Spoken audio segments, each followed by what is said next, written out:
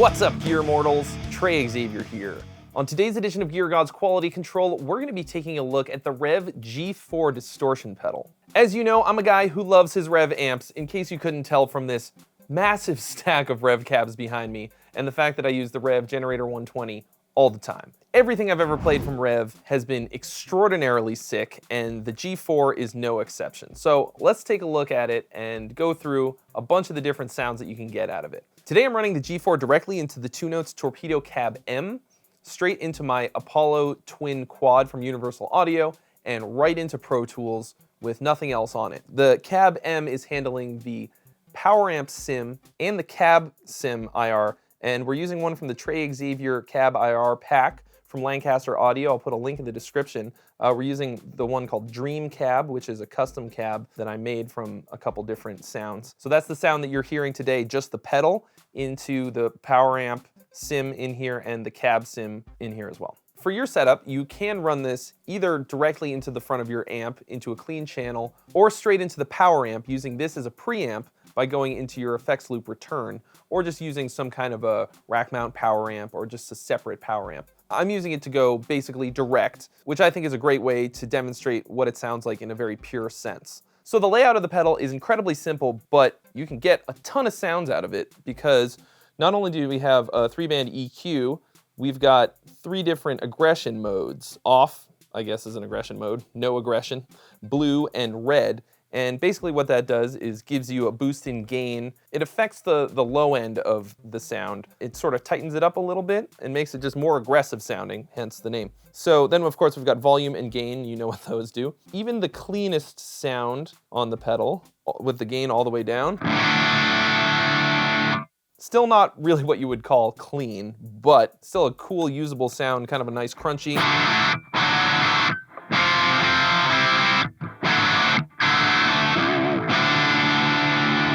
kind of a sound. And you can tell that when you jack up the aggression level, each time we're getting more gain. Just a slightly different tone.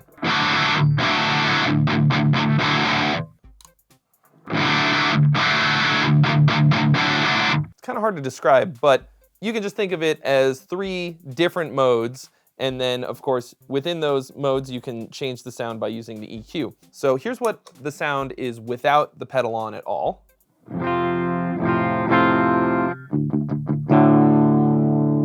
And then with everything at noon, no aggression level.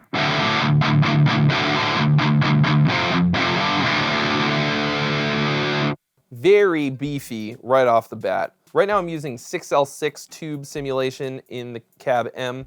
And the whole thing is being powered by this Mission Engineering 529. I'm actually using a USB power brick to power it right now, so it's completely isolated power. It's not going into the wall or anything. With the settings that I have them right now, with no aggression level on and the gain at noon, we get sort of a middle of the road, crunchy sort of a sound. Plenty of note separation.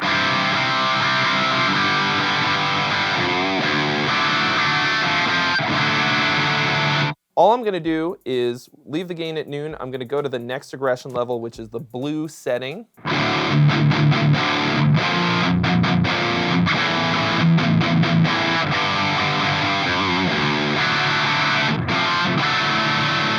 Gets a lot juicier right off the bat.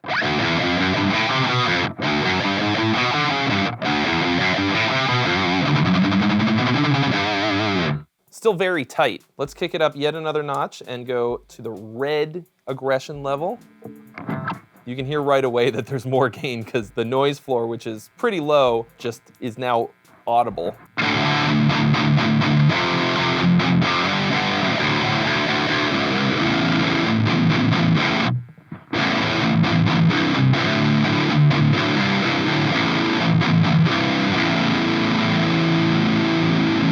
Still a crazy amount of clarity with even that much gain on. Now we're just gonna go all the way. I'm turning the gain all the way up. We're on the highest aggression level. Everything's still at noon EQ-wise.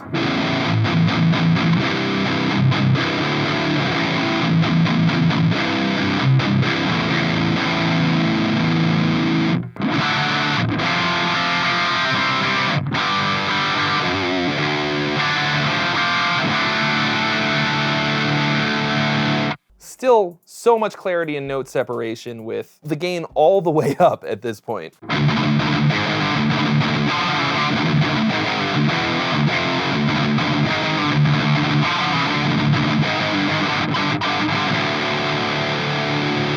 Just because it's the same color as the Master of Puppets cover.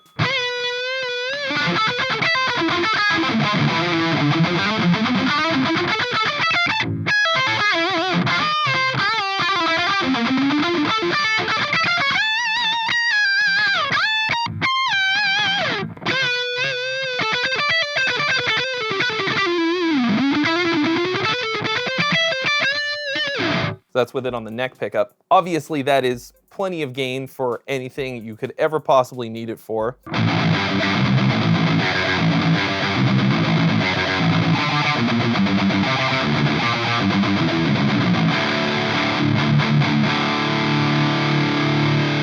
You can palm mute and it's juicy, but it's not overpowering and gross. You know, some distortion pedals, the low end is too much, and especially when you palm mute, it'll fart out your amp, it'll just destroy your poor speakers. This still has plenty of low end, but it's not gross low end. So that's sort of the Revv sound. Big fat bottom end, but it's tight. They took all the crap out of the low end somehow through black wizard magic. So let's mess with the EQ settings a little bit. I'm gonna go back to the blue. What happens if we turn the bass all the way down? Yeah, if you wanna make it gent, just turn the bass pretty much all the way down. And then let's turn it all the way up. See how that sounds.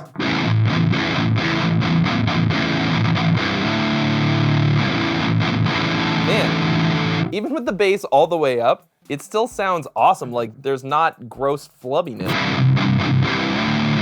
It just sounds really full. Crazy thick.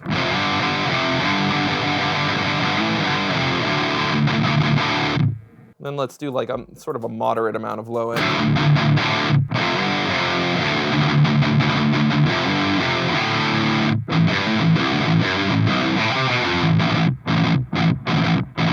Let's head over to the mid knob. If we scoop it all the way out, Metallica style.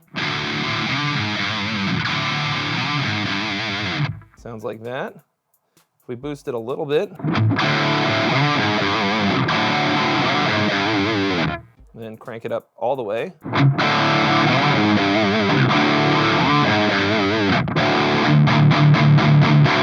Pretty cool. That's obviously really good for like screaming lead kind of sound.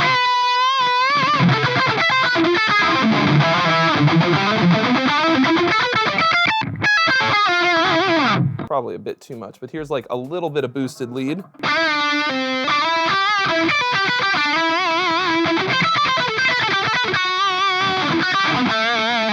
Sounds really good. All right, let's try the treble knob right now.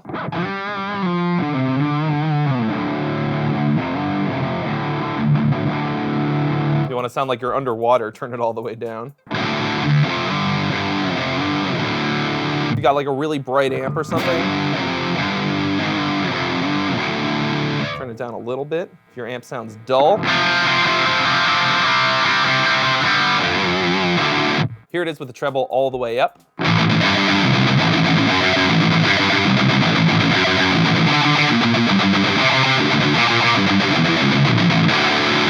Hot damn. Sounds good at basically any setting. Let's try something a little bit different. Let's do like a moderate scoop.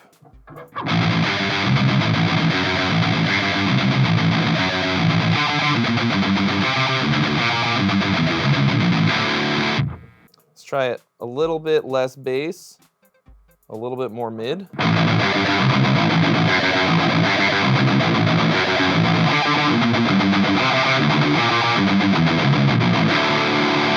And that's with the gain, once again, all the way up. Still super tight, really articulate. This pedal is awesome. I'm gonna have my assistant Isaac go all the way through the gain as I chug a single chord. Check this out.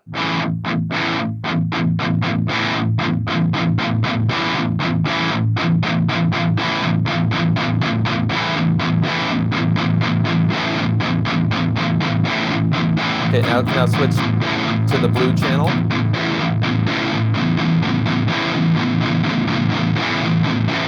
Okay, to the red.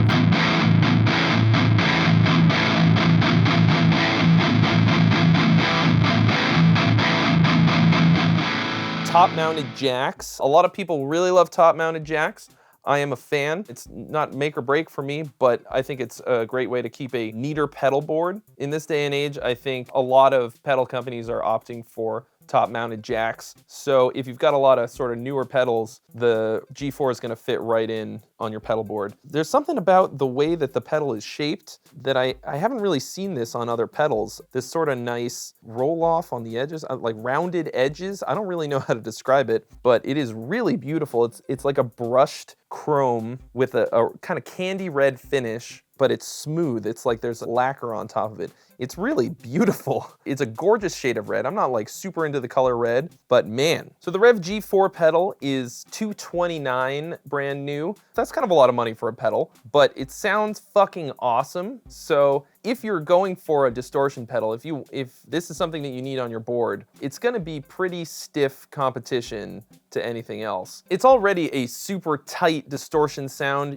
You could put some kind of overdrive or boost in front of it if you wanted to, but it doesn't really need it. If you have a setup kind of like this and you're going direct for your sound, this could be your entire rig. If you're just playing like heavy music, you know, with no effects or anything, you could literally just carry this with you everywhere and be good to go. I got some pretty great sounds out of it. I think it's easily one of the very best distortion pedals I've ever used, up there with the G3. If you've seen my video on the G3, it's pretty close to the amp sound. The pedal is based on channel 4 of the Revv Generator 120, which is an amp that I have and I use for pretty much everything. I found it to be pretty close to the amp itself. It's, of course, never gonna be quite exactly the same, but whereas the Generator 120 is a $2,700 amp, this is a $229 pedal, and it'll get you real close. So if you want that sound, but you don't want to spend that much money, and you use a pedal board, the G4 is a